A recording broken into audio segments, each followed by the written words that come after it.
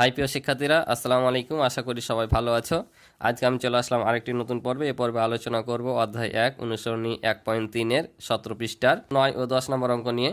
তো তোমরা ক্লাসটি শেষ পর্যন্ত দেখবো, আমি তোমাদেরকে সহজভাবে বুঝিয়ে দেওয়ার চেষ্টা করবো ইনশাল্লাহ। আর আমার চ্যানেলে নতুন হয়ে থাকলে চ্যানেলটি অবশ্যই সাবস্ক্রাইব করে আমার পাশে থাকবে, এবং যারা ইতিপূর্বে সাবস্ক্রাইব করেছো তাদেরকে অসংখ্য ধন্যবাদ। আমার সম্পূর্ণ ভিডিও পেতে তোমরা আমার এই ভিডিও ডিসক্রিপশানে সম্পূর্ণ ভিডিওর লিঙ্ক পেয়ে যাবে, অথবা আমার চ্যানেলে গিয়ে প্লে লিস্টের মাধ্যমে তোমরা সম্পূর্ণ ভিডিওগুলো দেখতে পারবা। তো চলো আমরা অঙ্কগুলো শুরু করি। তো দেখো, প্রথমে 9 নম্বর অঙ্কটা, একটি লোহার পাত ও একটি তামার পাতের দৈর্ঘ্য যথাক্রমে 672 সেন্টিমিটার এবং 960 সেন্টিমিটার। পাত দুইটি থেকে কেটে নেওয়া একই মাপের সবচেয়ে বড় টুকরার দৈর্ঘ্য কত হবে? প্রত্যেক পাতের টুকরার সংখ্যা নির্ণয় করো। এখানে দুইটি প্রশ্ন আছে, একটা বলছে সবচেয়ে বড় টুকরার দৈর্ঘ্য কত হবে, এবং প্রত্যেক পাতের টুকরার সংখ্যা চেয়েছে দুইটা। তো এই অধ্যায়ের নাম হচ্ছে লসাগু এবং গসাগু সংক্রান্ত। তো আমাদের আগে জানতে হবে যে অঙ্কটা আসলে কি করতে হবে, লসাগু নাকি গসাগু। তো লসাগু করতে হবে না গসাগু করতে হবে, আমি গত পর্বগুলোতে বলেছিলাম যে কিভাবে বুঝবা যে এটা গসাগু করা লাগবে নাকি লসাগু করা লাগবে। তো আমি আবারও বলে দিই একটু, যদি বৃহত্তম সর্বাধিক সর্বোচ্চ কত ভাগে ভাগ করে দিতে হবে এমন বলে তাহলে গসাগু, আর ন্যূনতম ক্ষুদ্রতম সবচেয়ে ছোট পুনরায় এই কথাগুলো থাকলে লসাগু করতে হয়। তাহলে এখন দেখো এখানে কি বলেছে, কি করতে হবে। এখানে বলেছে যে কেটে নেওয়া একই মাপের সবচেয়ে বড় টুকরার দৈর্ঘ্য কত, সবচেয়ে বড় বলেছে। তাহলে বড় বুঝালে কি করতে হয়, গসাগু করতে হয়। তাহলে এটা আমাদের কি করা লাগবে, এটা তোমরা বুঝতে পারছো, এটা গসাগু করা লাগবে। তাহলে এটা আমরা গসাগু করব, যে কি, যে এত সেন্টিমিটার ও এত সেন্টিমিটার এর গসাগু হবে সবচেয়ে বড় টুকরার দৈর্ঘ্য। তারপর প্রত্যেক পাতের টুকরার সংখ্যা আমরা পরে আবার নির্ণয় করব। তাহলে চলো আমরা এটা গসাগু নির্ণয় করে সবচেয়ে বড় টুকরার দৈর্ঘ্যটা বের করে নিই। তাহলে আমরা লিখবো এখানে 672 ও 960 এর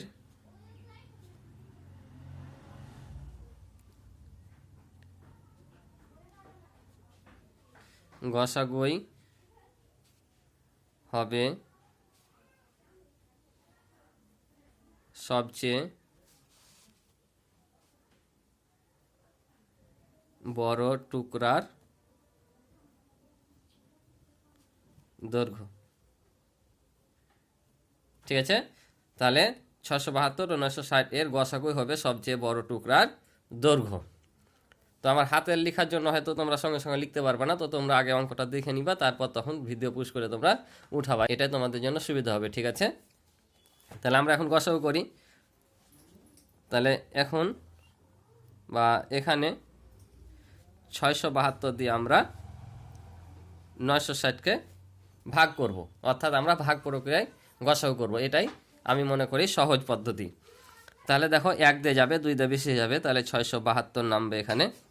তাহলে যদি 0 থেকে 2 বাদ দেওয়া যায় না, 1 10 ধার নিলাম, 10 থেকে 2 বাদ দিলে 8, এখানে প্রস্তুত করলে 8, 1 10 ধার নিলাম 16, 16 থেকে 8 বাদ দিলে হবে 8, আর এখানে 1 দিয়ে দিলে হয় 7, 9 থেকে 7 বাদ দিলে হয় 2, 288।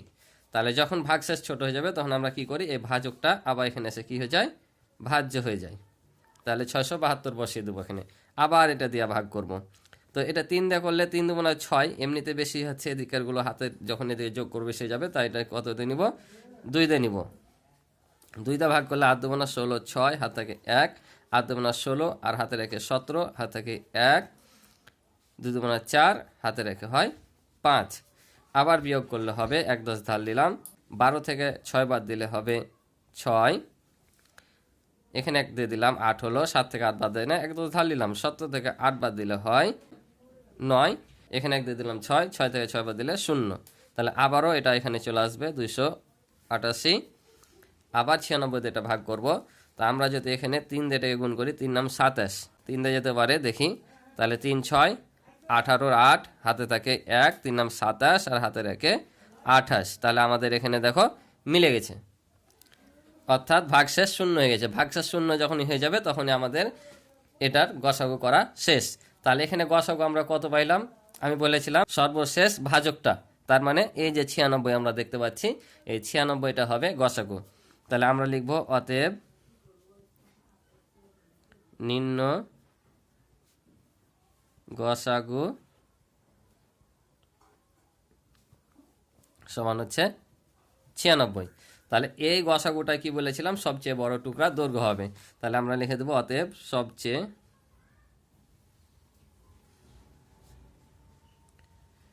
বড় টুকরার দৈর্ঘ্য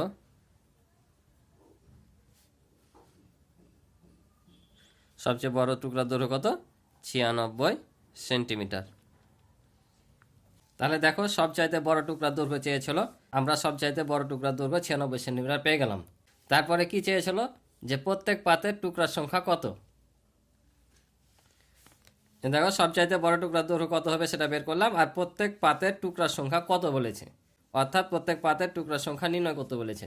আমরা সবচেয়ে বড় টুকরার দৈর্ঘ্য কত পেলাম, 96 সেন্টিমিটার। তাহলে লোহার পাতের দৈর্ঘ্য হচ্ছে এত সেন্টিমিটার। তাহলে আমরা 96 সেন্টিমিটার দিয়ে যদি এটাকে ভাগ করে দিই, তাহলে লোহার পাতের টুকরার সংখ্যা পাবো। আবার যদি এটাকে আমরা 96তে ভাগ করি, তাহলে তামার পাতের টুকরার দৈর্ঘ্য পাবো। ঠিক আছে, তাহলে যখনই বলবে এ ধরনের অঙ্ক যে সর্বোচ্চ টুকরার দৈর্ঘ্য কত, সর্বোচ্চ কতজনকে ভাগ করে দেওয়া যাবে এবং প্রত্যেকে কতটি করে পাবে, প্রত্যেক পাতের টুকরা কত, যে গসাগুটা আমরা পাবো সেটা দিয়ে এগুলোকে ভাগ করে দেবে, তাহলে আমরা সংখ্যাটা পেয়ে যাব। তো চলো করে ফেলি। তাহলে এখানে লিখবো অতএব লোহার পাতের টুকরার সংখ্যা, লোহার পাতের টুকরার সংখ্যা, তাহলে 672কে 96 দিয়ে ভাগ করব। সংখ্যা যেহেতু চেয়েছে এটা হবে টি। তাহলে 96 দিয়ে এটা ভাগ করি, তাহলে দেখো কত হয়। এটাকে 7 দিয়ে যদি গুণ করি, তাহলে 6 7 42-এর 2 হাতে থাকে 4, 7 নাম 63 আর 4 হচ্ছে 67। তার মানে আমরা 7 দিয়ে গুণ করলে 672 পাচ্ছি, অর্থাৎ 60টি। এবার লিখবো অতএব তামার পাতের টুকরার সংখ্যা। তামার পাতের দৈর্ঘ্য কত, 960 সেন্টিমিটার। এটাকে ভাগ করব 96 সেন্টিমিটার দিয়ে, তাহলে আমরা সংখ্যা পেয়ে যাব। তাহলে 96 একে 96, 10টি। তাহলে আমাদের উত্তর কয়টা, 3টা। এটা একটা আর এ দুটা। উত্তর 96 সেন্টিমিটার এবং 60টি ও 10টি, অর্থাৎ লোহার পাতের সংখ্যা 60টি এবং তামার পাতের 10টি। এটা হচ্ছে আমাদের উত্তর। আশা করি তোমরা বুঝেছো। তো চলো আমরা এখন পরে 10 নম্বর অঙ্কটা দেখি। তো দেখো 10 নম্বরটা কি বলছে, 4 অঙ্কের কোন ক্ষুদ্রতম সংখ্যা 12, 15, 20 এবং 35 দ্বারা নিঃশেষে বিভাজ্য। 4 অঙ্কের কোন ক্ষুদ্রতম সংখ্যা। তো আমরা এমনিতে জানি যে 4 অঙ্কের ক্ষুদ্রতম সংখ্যা কত, 1 দিয়ে 3টা 0। তাহলে 4 অঙ্কের ক্ষুদ্রতম সংখ্যা গঠন হয়ে যায়।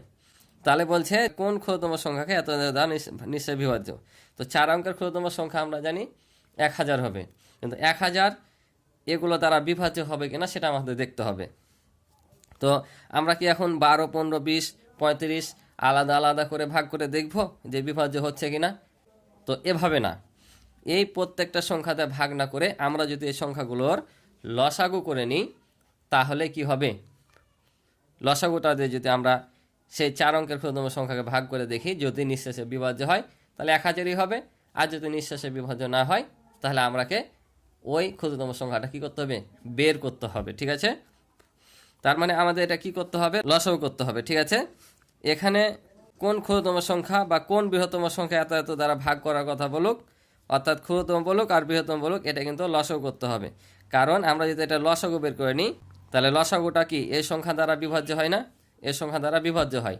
তার মানে এই সংখ্যাগুলোতে বারবার ভাগ না করে আমরা যদি লসাগুতে ভাগ করে নিই, তাহলে প্রত্যেকটা সংখ্যা দিয়ে ওই ক্ষুদ্রতম সংখ্যাকে ভাগ করা গেল। ওই জন্য এই ক্ষুদ্রতম বলুক আর বৃহত্তম বলুক আমরাকে এই সংখ্যাগুলো লসাগু করতে হয়। কারণ পরের 11 নম্বর অঙ্কটাও কিন্তু একই রকম, 4, 10 আর 11 নম্বর একই রকমই। ওই জন্য আমি এই অঙ্কটা নিয়ে একটু ধারণা দিলাম, পরবর্তীতে যখন করাবো পরবর্তী পর্বে তখন তোমরা বুঝতে পারবে আরও যে কেন লসাগু করতে হয়েছে। তার মানে আমাদের এটা কি করতে হবে, আগে লসাগু করে নিতে হবে। তো চলো আমরা আগে লসাগু করে নিই। তাহলে এখানে লিখি 12, 15, 20 ও 35 এর লসাগু করে পাই, তাহলে আমরা এখন কি করব, লসাগু করে নিব।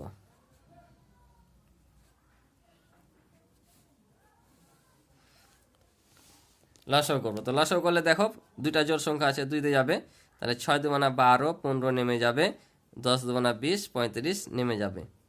আবারও দুইটা জোড় সংখ্যা আছে, 2 দিয়ে যাবে, 3 দুগুণা 6, 15কে যায় না, নেমে যাবে, 5 দুগুণা 10, 35 নেমে যাবে। আবার কত দিয়ে যাচ্ছে, এবার 3 দিয়ে যাচ্ছে, দেখো দুইটা সংখ্যা 3 দিয়ে যায়, 3 একে 3, 3 পাচ্ছে 15, 5 নেমে যাবে, 35 নেমে যাবে। আবার কত দিয়ে যায়, দেখো 3 দিয়ে যায় না, 5 দিয়ে যায়, তাহলে 1 নেমে যাবে, 5 একে 5, আবারও 5 একে 5, 5 সাথে 35, দেখো আর কিন্তু ভাগ যায় না। তাহলে আমরা এখন লসাগু লিখে নিই। অতএব সংখ্যাগুলোর লসাগু, বারে বারে না লিখে সংখ্যাগুলো লিখে নিলাম যে সংখ্যাগুলোর লসাগু। তাহলে আমরা এগুলো সবই নিব। তাহলে 2 গুণিত 2 গুণিত 3 গুণিত 5 গুণিত 7, তাহলে এগুলো গুণ করলে হবে 2 দুগুণা 4, 3 4 12, 5 12 60, 60-এর সাথে যদি 7 গুণ করি তাহলে 60-এর 6, 6 7 42, অর্থাৎ 420 পাবো। এখন আমরা বের করব সেই ক্ষুদ্রতম সংখ্যাটা, তাহলে আমরা লিখব 4 অঙ্কের, কত বলেছিল, 4 অঙ্কের বলেছিল, তাহলে 4 অঙ্কের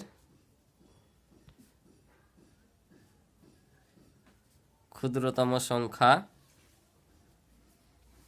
4 অঙ্কের ক্ষুদ্রতম সংখ্যা কত, 1 দিয়ে 3টা শূন্য, কারণ আমি বলেছিলাম গত পর্বগুলোতে যে ক্ষুদ্রতম সংখ্যা গঠন করতে হলে প্রথমে 1 দিয়ে পরে বাকিগুলো শূন্য দিতে হবে, ঠিক আছে।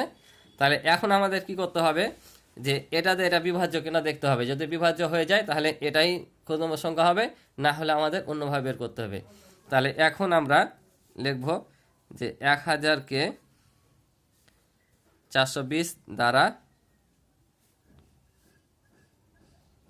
ভাগ করে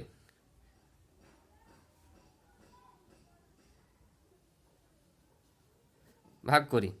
তাহলে এখন যদি ভাগ করি 420 ভাগ হচ্ছে 1000, তাহলে আমরা এটা কত দিয়ে নিব, 2 দিয়ে নিব, 2 দিয়ে যাবে, তাহলে এটা হবে কি 0, 2 দুগুণা 4 আর 4 দুগুণা হবে 8, তাহলে বাদ দিলে হবে 0, এখানে 1 10 ধার নিলাম, 10 থেকে 4 বাদ দিলে 6, এখানে 1 পরিশোধ করলে হয় 9, 10 থেকে 9 বাদ দিলে 1, 160। তাহলে আমরা দেখতে পাচ্ছি এটা কি নিঃশেষে বিভাজ্য না। তাহলে নিঃশেষে যদি বিভাজ্য না হয় তাহলে কীভাবে ক্ষুদ্রতম সংখ্যা বের করব। তবে একটা তোমরা এখানে জিনিস মনে রাখবা, এটা নিয়ম আছে, যখন ক্ষুদ্রতম সংখ্যা বলবে অনেকে অনেকভাবে করে দিতে পারে, তো আমি যে নিয়মটা করাবো শর্টকাট একবার এভাবে করবা, নাম্বার কাটতে তোমাদের কেউ পারবে না।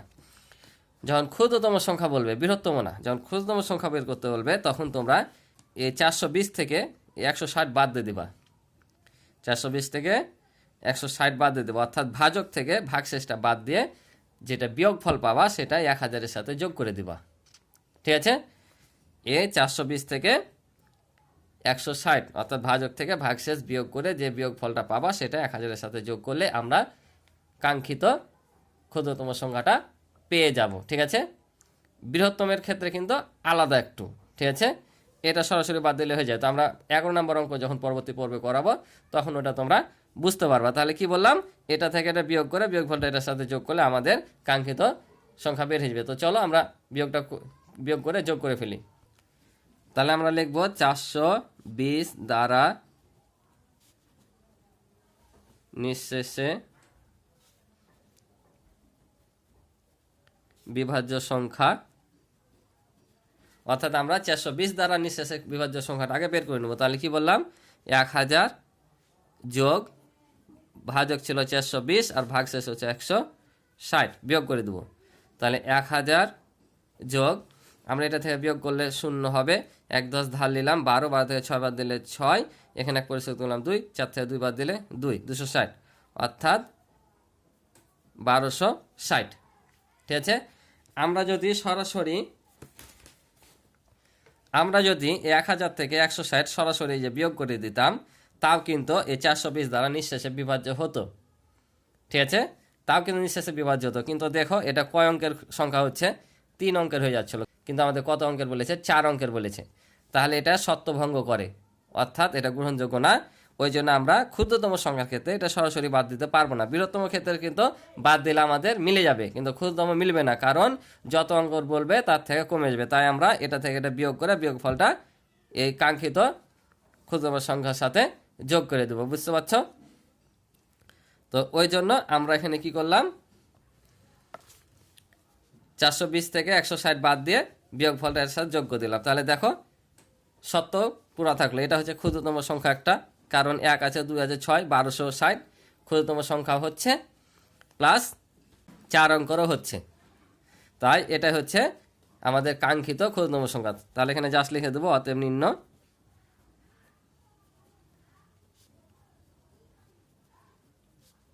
ক্ষুদ্রতম সংখ্যা 1260। এটা হচ্ছে আমাদের অ্যান্সার। আশা করি তোমরা অঙ্ক দুইটা বুঝেছো। তো আজকে এ পর্যন্ত ছিল অঙ্ক। পরবর্তীতে আমি 11, 12, 13 নাম্বার অঙ্ক নিয়ে আলোচনা করব। তো অবশ্যই পরবর্তী ক্লাসটা তোমরা দেখবা। আশা করি অনেক কিছু শিখতে পারবা এবং সহজে অঙ্কগুলো শিখতে পারবা। তো আজকে এ পর্যন্তই। ভালো থাকো, সুস্থ থাকো, এ কামনায় শেষ করছি। আল্লাহ হাফেজ।